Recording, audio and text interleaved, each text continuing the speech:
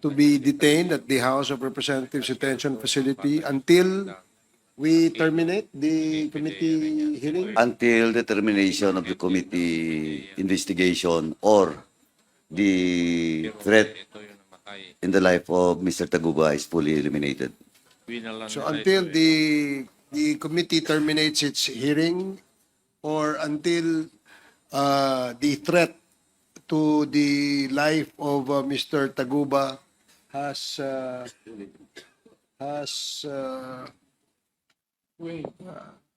yeah, that's correct. So any second? Duly seconded. Any objections? Hearing none, the motion is carried. So, Comsec, please. Mr. Chair. Before that, the chair directs the Comsec to communicate to the Bucor head, General Katapang, regarding the transfer of Mr. Mark Taguba to the House of Representatives Detention Facility. Yes, Congresswoman. Mr. Chair, I Luis Dro. overlook to give the chance to Small Abellera to comment to what Mr. Taguba said about Mr. Abellera having received this 5 million. So in the interest of fair play, Mr. Chair, can we please give him a chance? Okay. Mr. Abellera, you are recognized. Thank you, ma'am. Actually, gina-expect ko na magsalita siya ng ganun. Dala ko naman yung affidavit ko dito na pinasa ko sa Senate. And kung payagan nyo, basahin ko lang ulit. And I think I gave a copy already sa committee ninyo about sa Senate na affidavit ko. And kung payagan nyo lang, pwede ko namang basahin, then you can review it, then pwede nyo naman akong tanungin from there. Okay. So since, just for the record, the committee is in receipt of a copy of the affidavit of Mr. Abellera that he also gave to the Senate, no? Senate Blue Ribbon Committee. So yes, if is it Actually, Mr. Chair, dalawa yata yung pinasa ko dyan, yung affidavit ko sa Senate before nung 2017, which I have a copy. I still have a copy.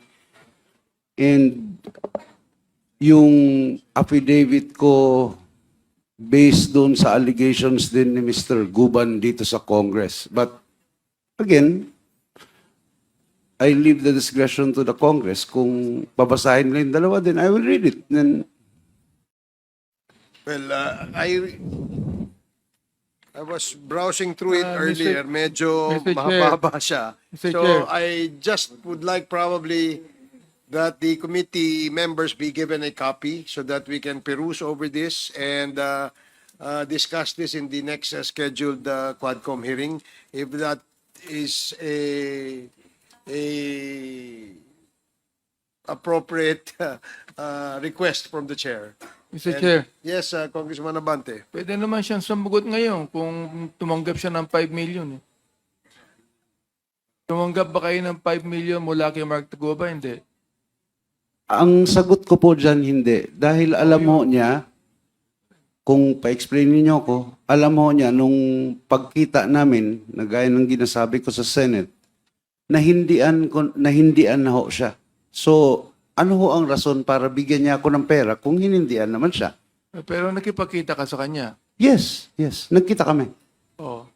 Mark, pinapatunayan mo na binigyan mo siya ng 5 million. Opo. Jimmy, ikaw, alam mo ba kung hindi mo alam? Separate transaction po yung sa amin, Your Honor. Separate. Sige, so as the chair requested earlier, because I know you are all exhausted, unless you want to continue, the chair doesn't mind. The copies of the affidavit and the affidavit that Mr. Abellera submitted to the Senate and the new affidavit that he has submitted to us will be furnished to all the members of the committee so that we can peruse over this and discuss this in our next scheduled quad hearing. Yes, Congressman Paduano. Last for the admin, Mr. Chairman, we have received a copy of the motion for reconsideration of former Mayor Teddy Tumang with regards to the contempt order that was issued just this afternoon, Mr. Chairman. And let me read, Mr. Chairman, the important part of the motion for reconsideration, the paragraph 5 of his motion. And to quote, in this line, I express my most profound apologies for any conduct that may have been perceived by this honorable committee to be non-cooperative and disrespectful, and I affirm my commitment once again to help these honorable committees in all hearings, proceedings, and investigations. With that, I humbly beg the compassion and the indulgence of this honorable committee to lift the order of contempt, for I have no willful intent to refuse to answer the relevant inquiries of the honorable committee. I am respectfully appealing to this honorable committee to reconsider the order of contempt for humanitarian reasons and for medical reasons. I am currently suffering from diabetes, and to be candid, my blood pressure is not good when I was checked by the attending house physician. Thus, I am humbly appealing and begging with you, your honors. Okay, so So with that, Mr. Chairman, since I am the movant to cite Mayor Teddy Tumang in contempt, before I move, Mr. Chairman, to lift, I just want to make it clear, Mr. Chairman, that conditional po ang lifting natin. My motion will be conditional that in the next hearing, Mr. Tumang should be present, and at the same time, he will truthfully answer all the questions that will be raised by the members of this committee. With that, Mr. Chairman, I move to lift the order of contempt for Mr. Teddy Tumang on the basis that I have manifested a while ago, Mr. Chairman. So move, Mr. Chairman. well, I know that the movement has a compassionate heart, as well as the majority members of this committee. Therefore, there is now a motion to lift the contempt order issued to Mayor Tumang Second. and Second. duly seconded. Any objections? Hearing none, the motion is carried. Mr. Chair, Comsec. Mark Taguba will start staying here in Congress tonight. We still have to communicate with the Bucor. So as soon as the communication is received by the Bucor, and COMSEC will make sure that the Bucor will comply. Yes, sir. As with we the order? speak, we are sending it to the Bucor Okay, that's through good. email. So if the order, if the request is granted by the Bucor, then maybe he can stay already at our detention facility tonight. Fast track na lang. So any other matters? Yes, Congressman Paduano. This will be the last item in the topic for today's hearing, Mr. Chairman. And Mr. Chairman, may we ask, since they were invited, may we ask all those resource persons to please take a seat, as mentioned. Former Police Lieutenant Colonel Hipana, Police Lieutenant Colonel Lamsis, Police Lieutenant Colonel Kandag, Police Lieutenant Colonel Gumbok, former Police Major Vicente Vicente, former Police Major Reo Maymay, former Police Major Kenneth Militar, former Police Colonel Ipil Dinyas, and Attorney Jerome Masoga of Napolcom 6, and Mr. Napoleon Arostoki of Napoleon 6. And Mr. Chairman, may I ask the COMSEC for all those resource persons that was mentioned to take their oath. Kindly take a seat. Mr. Chairman, habang wala pa yung COMSEC, I will just, okay. Please proceed, COMSEC.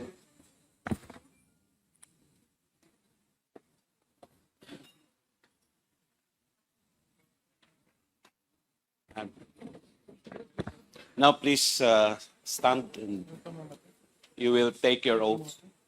Dismiss yata na po rin. Okay, are you all here? Please raise your right hand. Do you swear to tell the truth, the whole truth, and nothing but the truth, so God may help you? The answer is yes, sir. From them, the oath has been administered. Thank you. Thank you. Thank you, Mr. Chairman.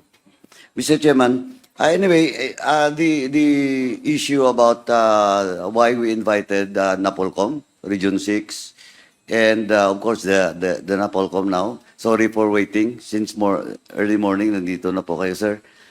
And all of these former police officers was assigned in Region 6. And this invitation, Mr. Chairman, emanates from the discussion during the Public Order and Safety hearing last week, and this matter was referred to the Committee on Quadcom. Now, Mr. Chairman, let me just give a brief background about this. Mr. Chairman, during the time when the former president assumed office, that was August of 2016, in public, he announced all those police officers that was allegedly involved in the drug trade in the whole country.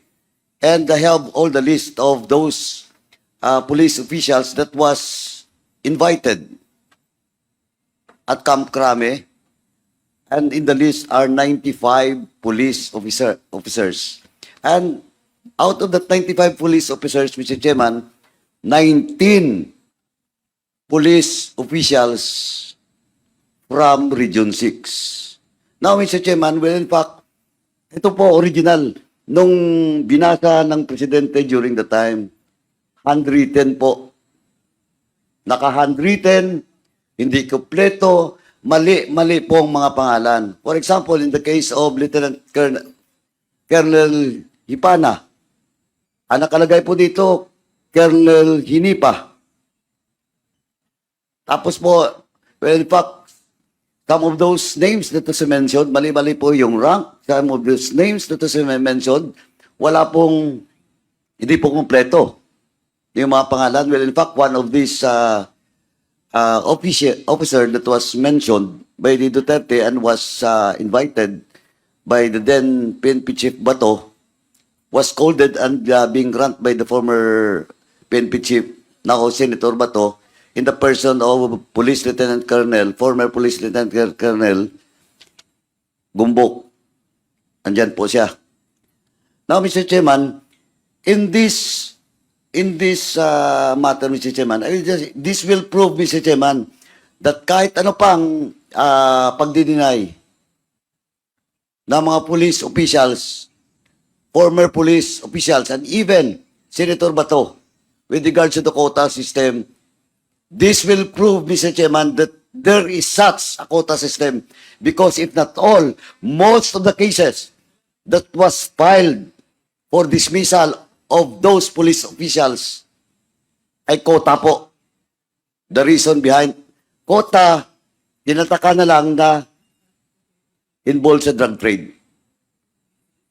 Mr. Chairman, unfortunately, in today's hearing, Mr. Chairman, wala po ditong civil service because they have sent to us an excuse letter, and let me read the second to the last part of their excuse letter, Mr. Chairman. While we recognize the importance of the CEC participation in the upcoming deliberation, may we respectfully request to be excused from the meeting as it coincides with the conduct of the 2024 Directorate Conference and Fourth Quarter Executive Committee meeting of the CEC on 26 to 29 November 2024 in Baguio City. Now, Mr. Chairman, but of course, the CEC was present during the previous hearing and they have already submitted all the documents being required to them. Nandito po, voluminous, lahat ng mga cases that was filed for dismissal against and under appeal now in the CEC. Now, Mr. Chairman, before this representation, and maybe some of the members will ask questions to the resource persons, can we recognize? Isa na lang po sa inyong pwede magsalita muna para for the interest of time. Chairman, can we recognize former police superintendent, senior superintendent, tama, senior superintendent Alan Hipana, Roland Alan Hipana, who is previously assigned as the Regional Intelligence Unit of Region 6. Good evening, Mr. Chair. May I be allowed to make an opening statement on behalf of our group, Mr. Chair? Okay, please proceed. First and foremost, we would like to praise and thank the Lord God Almighty for guiding us safely here to attend today's hearing. We thank Him for giving us the strength, the patience, the perseverance, the wisdom, and the resilience to overcome the challenges and adversities that we encountered for the last 8 years. Our unwavering faith in Him finally bore its fruit as He has opened the window and gave us this opportunity to tell our story. Take until you take no more. With this hearing, Mr. Chair, hopefully we will take no more. Thank you, and to God be the glory, Mr. Chair. Thank you, Colonel Hipana. Mr. Chairman, the Napolcom 6 is present today, but of course, we should understand that the present Napolcom Regional Director is not the regional director then that handles the cases of all these police officers. During the time, unfortunately, Attorney Marty Palomar, which is the Napolcom 6 director, was already deceased. And now Attorney Jerome Asoga is now the new Region 6 director of Napolcom. But still, while Attorney Palomar was deceased, Mr. Napoleon Arostique is present today, Mr. Chairman, and he is the investigator of the cases of all those officers in Region 6. Now, do you want to say something, sir? Do you have... Thank you very much, Mr. Chair, Your Honor. Pursuant to memorandum issued by the Napolcom Central Office, we are mandated to conduct a pre-charge investigation relative to the pronouncement of the former president on the 19 PNP personnel allegedly involved in illegal drugs. During the time I was the acting chief of the Technical Service Division, and I was tasked to oversee the pre-charge investigation. I was not the one to conduct investigation. I was the one who oversee. And the only thing that we wanted to determine is only probable cause. So that we'll be able to recommend for summary dismissal proceedings, Your Honor. So, did you establish probable cause? Based on the findings of the investigator, Your Honor, they found probable cause and recommend for the summary dismissal. No, and what is the probable cause? Because seeing all, if not all, most of the cases or most of the bases for dismissal are a mere comparative operations. Yes, Well, Your in fact, ito pa po, is General former RD Diaz present? RD, please. Have a seat.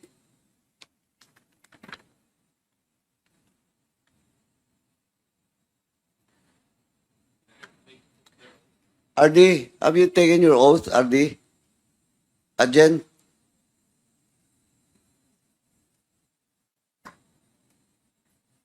Have you taken your oath? Yes, Mr. Chair, Your Honor. Thank you. Is Police Superintendent Retired Floro present also? Please, Colonel, please occupy the seat.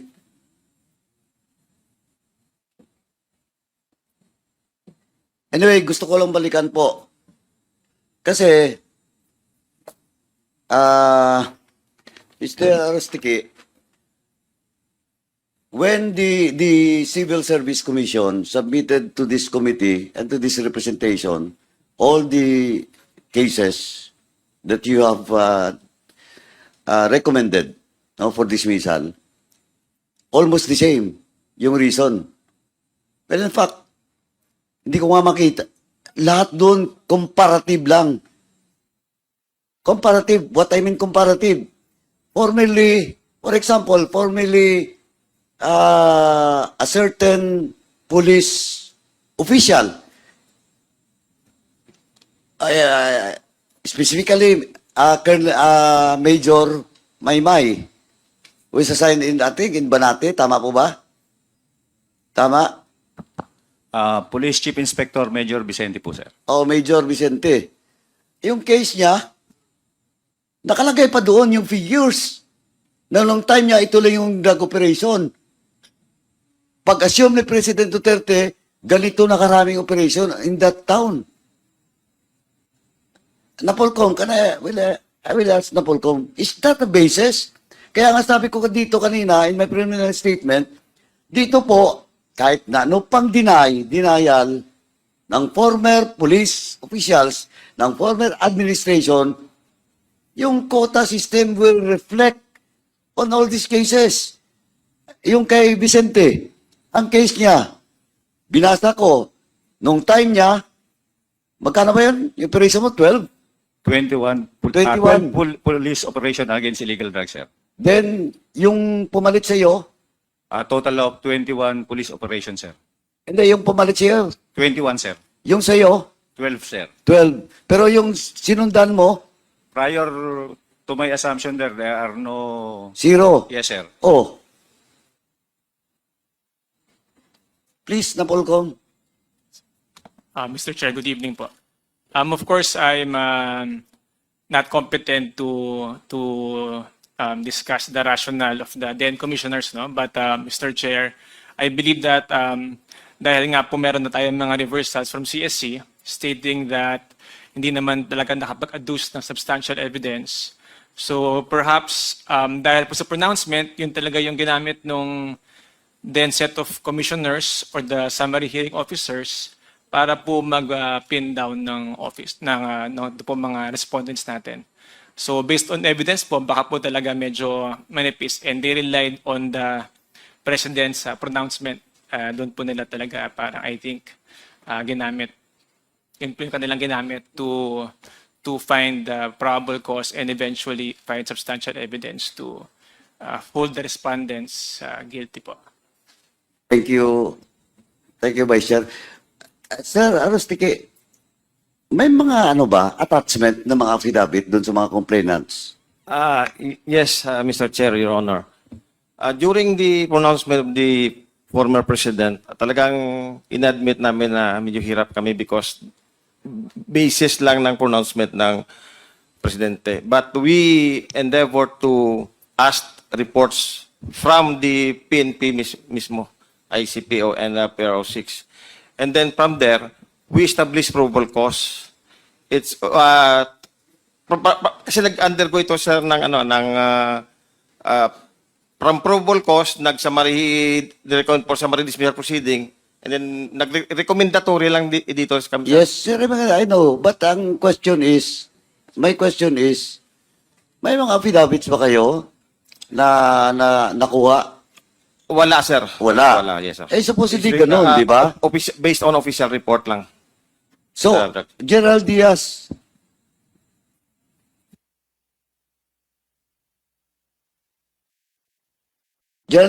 your name was also mentioned, di ba? Sorry po, Mr. Chair, hindi ko po narinig dahil... Okay lang po. Pakiulit, Your name was also mentioned during the announcement of the President last August 7, 2016, di ba? Hindi ko, ang aware po ko yung nabalitaan ko po yung sa Air Force anniversary. Kami po yung unang in-announce eh. Kami po yung... In-announce na you're involved in drug trade, drug protector. Opo. And Colonel Floro, your name was also mentioned. Tama? Yes, sir. Actually, my name, sir, was mentioned as Police Superintendent Floro, open close parenthesis, retired. And I was from Antique. So retired ka talaga when your name was announced? Yes, sir. Retired ka na? Yes, sir. Oh, kita mo? Anyway, may patay na, may retired na, mali-mali yung mga pangalan, yung ranks, etc., etc. Now, Sir Gerald Diaz, kasi your name was also mentioned. Did the Polcom file a case against you?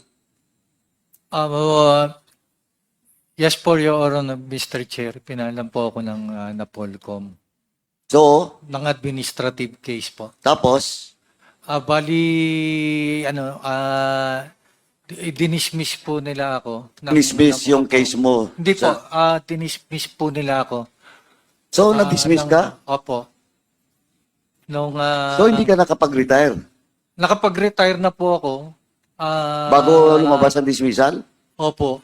Tapos, yun po, nag-file po kami ng appeal. Naka-appeal po yung aking dismissal po. So, naka-appeal ngayon sa civil service din? Hindi po, sa Supreme Court na po Supreme namin. Court na kayo? Opo, opo. Hindi kayo dumaan sa civil service? Hindi po. Okay. So, na-dismiss ka rin pala? Opo. On the basis of what?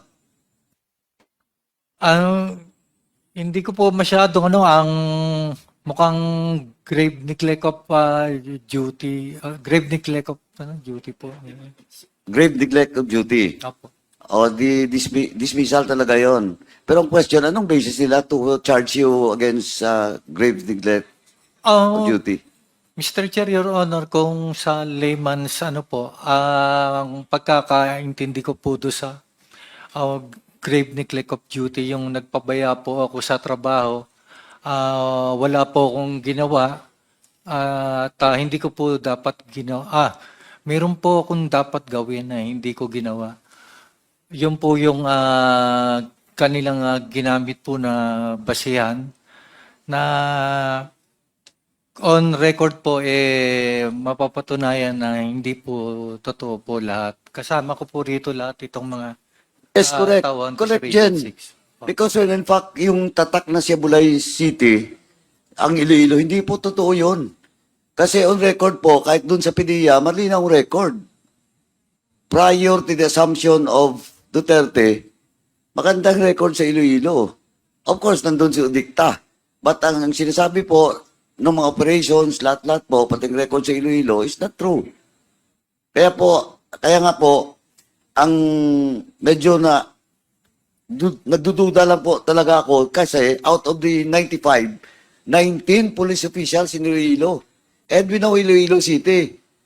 Kung ikabit mo sa politika, yellow country yon, and that includes my province, Negros Occidental. Ang nanalo doon ng eleksyon, siyempre si Lene Robredo. Tama. And you were then the regional director that time. Yes po, Your Honor, Mr. Chair. Nanalo po nung 2016 po sa presidential Secretary Marroas. Marroas, tama. Marroas and then the Vice President, si Lene Robredo As Vice President. as Vice President, di ba? Opo, Your Honor. Anyway, nanalo din doon.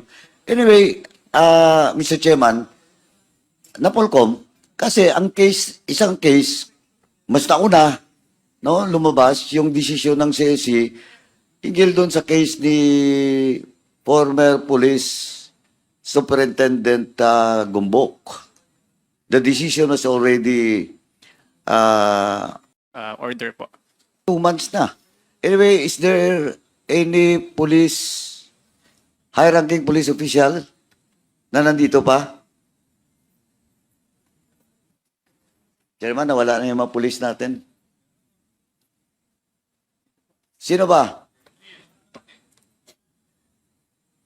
Anyway, Mr. Chairman, may I respectfully move, Mr. Chairman, that COMSEC will communicate with the PNP with regards to the case of Colonel Gumbok. Kasi may decision na favorable sa kanya.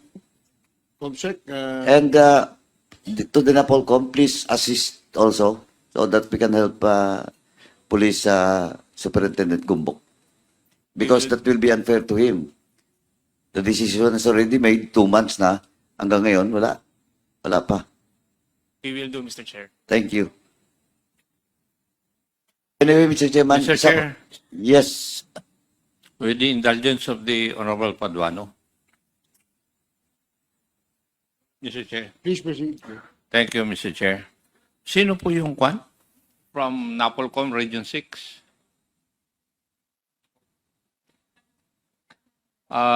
Dalawa yung taas ng kamay. Pero wala yung investigador. Ako, Your Honor, Mr. Chair, yung nag-oversee ng pre-charge investigators in my capacity as the acting chief of the Technical Service Division during the time, Your Honor. Thank you. Now, ano po yung chinarge nyo dun sa mga pulis? Your Honor, if I remember it correctly, iba-iba, Your Honor. Mayroong incompetence, mayroong grave neglect of duty, depende sa counter nila. Alam naman po natin, nakaramihan dun sa kaso, laban sa pulis, may reklamo. Tama? O may nagre-reklamo? Yes, Your Honor. Meron po bang private complainant dito? In this particular, Your Honor, in that particular case, a motu proprio investigation, Your Honor. What is the basic reason why you conducted a motu proprio investigation when there was no private complainant?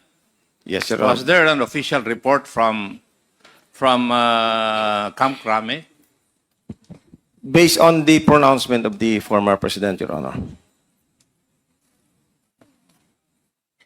Bakit taga-Camp Crame ba si President?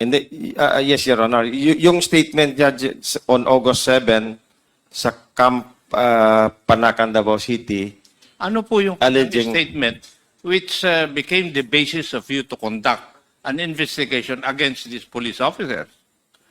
yung after the former President pronounced that several police were allegedly involved in illegal drugs, noong August 18, nag-issue ng memorandum yung Napolcom Central Office for the Napolcom Region 6 to conduct pre-charge investigation relative to the PNP personnel na pinonounce ni former President na na-assign sa Region 6, Your Honor. Kasi yun ang tanong ko na isa. What is common among these police officers except for the fact that they are police officers? The other commonality is that they are all from Iloilo or assigned sa Iloilo. Hindi ba tama? Tama, Your Honor. Tama. At kayong mga investigador, hindi nyo man lang tingnan ito.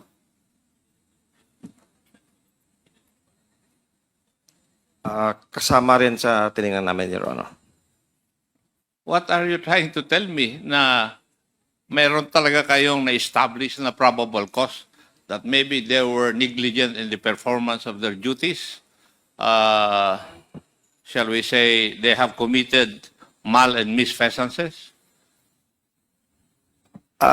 Nung nag-submit ang pre-charge investigator, Your Honor, Pakisagot niyo po muna ako. When do you conduct a pre-charge investigation? What is the basis? the basis as a general rule, Your Honor, if there is a private complainant, Wala nga private complainant Sige. in this particular instance, Your Honor, we conducted motu proprio. Now, when do you conduct motu proprio investigations? If there is an allegation, Your Honor, for a alleged irregularity And or where would that purpose. allegation come from? In this particular instance, Your Honor, it came from the former president, Your Honor. Just because na-announce yung pangalan nila na nandun po sa listahan. Yes, Your Honor, and based on the memo issued by the Napolcom Central Office, Your Honor. And therefore, you are suggesting to this committee that the complainant was the former president of the Republic of the Philippines. Kasi sabi mo, nanggaling doon sa statement niya. Ang complainant in this particular instance, Your Honor, is the Napolcom R6 as the nominal complainant, Your Honor. I agree that there's a nominal complainant, but the basis of your conducting motu proprio is the statement of the President as you have stated in Davao. Yes, Your Honor. Oh, sino ngayon ang complainant? Di yung Presidente. Kasi siya nagbigay ng statement na sila na doon sa listahan. Are you a lawyer? No. Hindi ba? Sabi mo sa akin. Yung pronouncement ni former President, Your Honor, we wanted to substantiate nung sinabi niya na there are 19 PNP personnel allegedly involved in illegal drug trades as to... I agree. And that served as your basis to investigate, right? Your Honor. Oh, sino ang reklamo? Hindi ba yung nag-allege siya ang nagre-reklamo? Under the law? Do you know that? Yes, Your Honor. Yes. So, ano ngayon ang laban ng 19 police officers kung ang nagre-reklamo mismo ay Presidente ng Republic of the Philippines?